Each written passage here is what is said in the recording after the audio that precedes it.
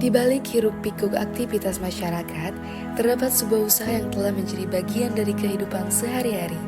Berawal dari usaha turun-temurun, berkomitmen menjadi kualitas dan cita rasa. Pabrik Tahu Tea Cikole terus menghadirkan tahu segar yang diproduksi dengan penuh ketelitian.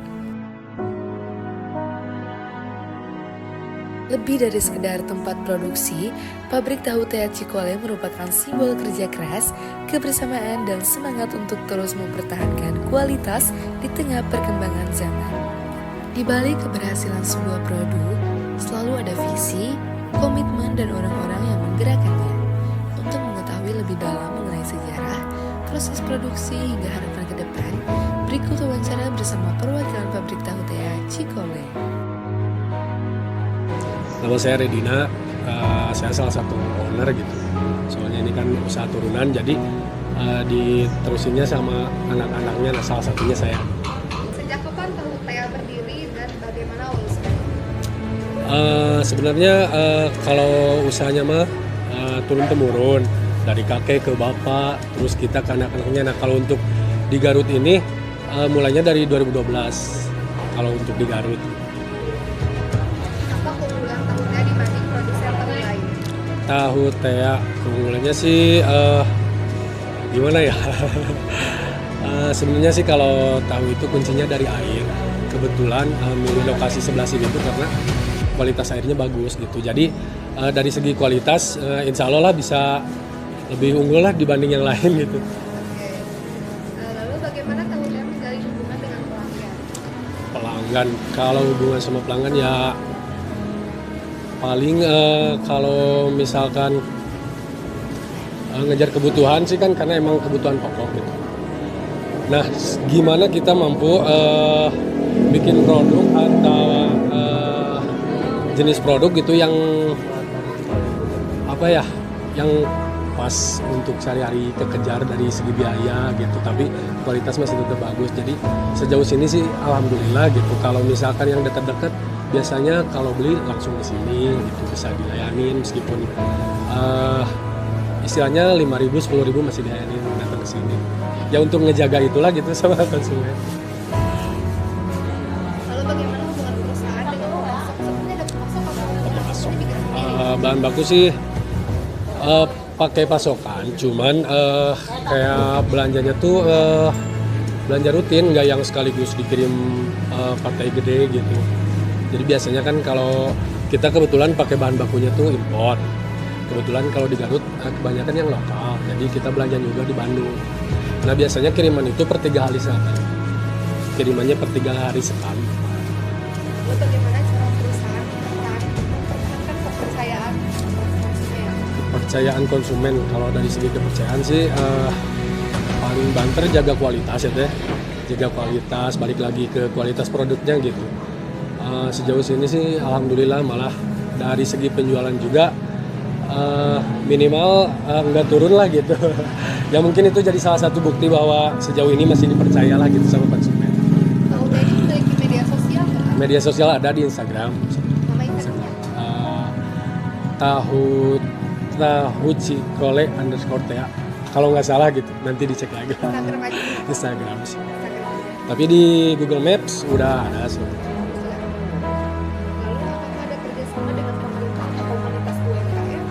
Enggak sih, sebenarnya kemarin sempat pas awal-awal ada MBG sempat ada kerjasama sama MBG, cuman kurang masuk sih, kurang masuk dari segi harga, terus teknisnya sih, teknis pembayaran kayak gitu. Soalnya kan kita produksi tiap hari, jadi buat muterin modal itu kan susah buat nge-backupnya lah gitu. Jadi mending nggak diterusin. Sama MBG dulu. Ya sempat beberapa kali. Ada nggak sih kendala yang paling sering dihadapi dalam usaha ini? Kendala kalau pabrik tahu sih yang jadi kendala paling karena bahan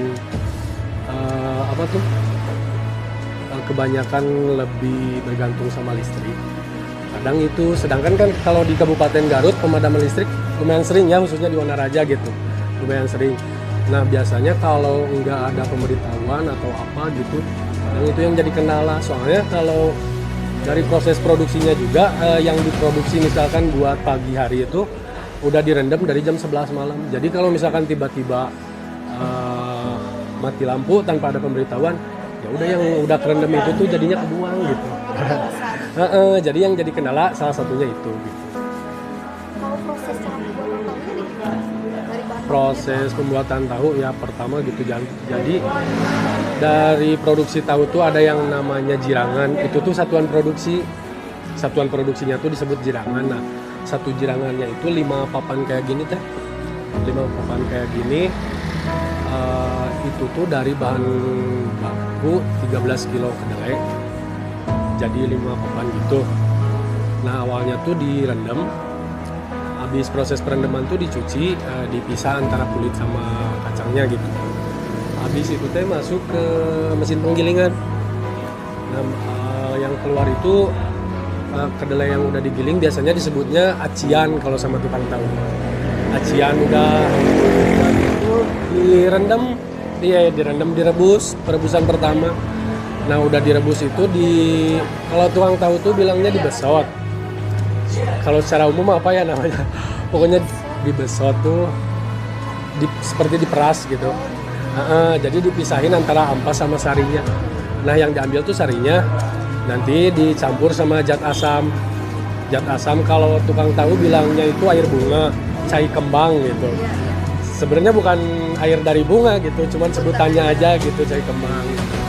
Nah, nanti si sari tahunya tuh dicampur sama itu, udah agak menggumpal gitu, baru dipres. Nah, udah jadi kayak yang putih itu teh hasil ngepres gitu. Nah, udah gitu. langsung kuning ya?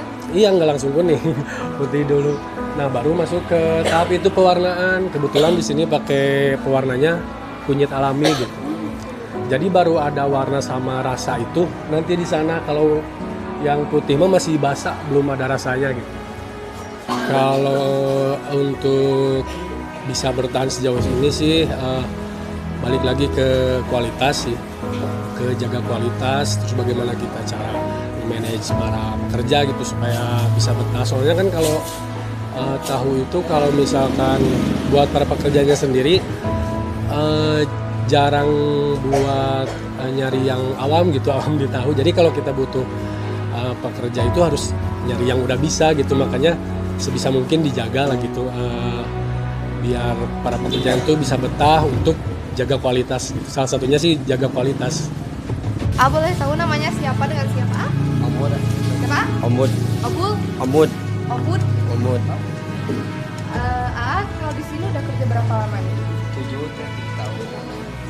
Udah 7 tahun. Di sini sebagai apa nih? 7 tahun.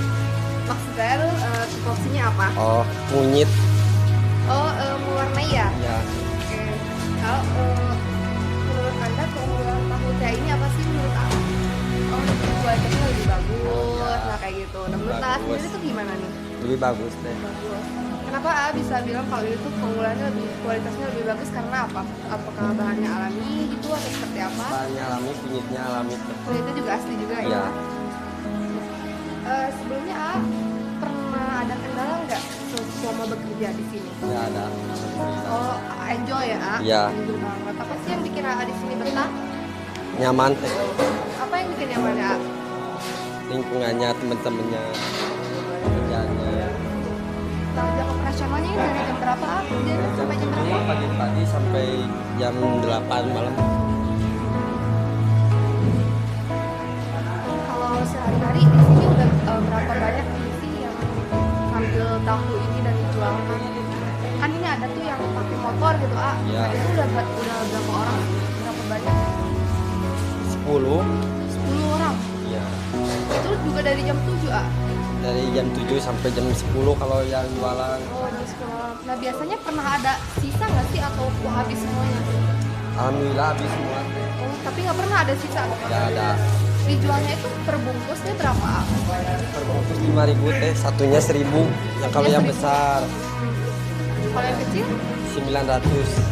seperti sekarang. Ya, satunya.